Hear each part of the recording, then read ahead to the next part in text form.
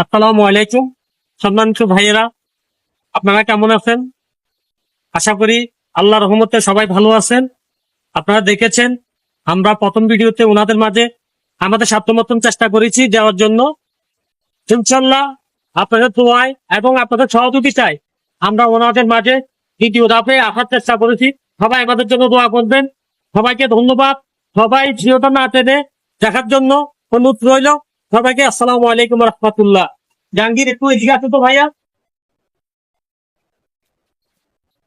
এখানে কি কি আপনার ভাইয়া?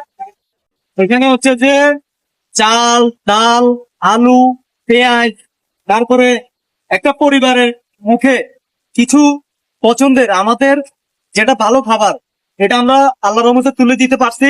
1 কেজি গরুর মাংস। ওনারা হয়তোবা খেয়ে আলহামদুলিল্লাহ আমাদের জন্য দোয়া করবে। সবাই ভিডিওটা না টেনে দেখার জন্য অনুরোধ রইল। সবাই ভালো থাকবেন। আসসালামু আলাইকুম। আসসালামু আলাইকুম।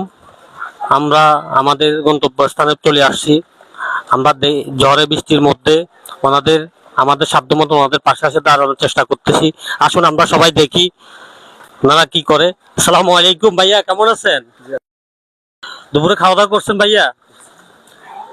আসুন আমরা কথা বলি, ভিতরে আসি। আসসালামু আলাইকুম চাচি, ভালো আছেন? সবাই ভালো আছে। সবাই ভালো ভালো, আছে? হ্যাঁ সবাই আল্লাহ ভালো রাখছে।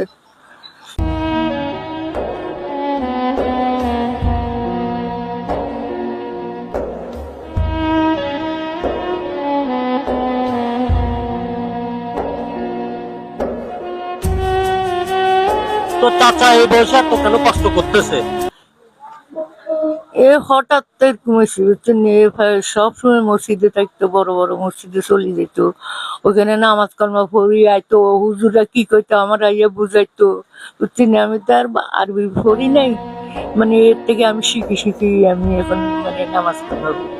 এই হঠাৎ একদিন মানে এইখানে ওই আমার লগে একজন বাড়ির ভিতরে তকরাতকি লাগছে, তো এই হঠাৎ চিত্ত দিয়ে পড়ে গেছে বুঝছেন। হরিয়ে চারটানি শুরু করছে, চারটানির জন্য এই অবস্থা বুঝছেন। এখন কিচ্ছু করার জানাই, বেশি অতিরিক্ত কালাম চালাচ্ছে। আমিও লড়তে পারি না, দাঁড়াতে পারি না, হাঁটতাম পারি না। যেমন এরম না কি আমার কেউ যেন না হয় আর কোনোদিন।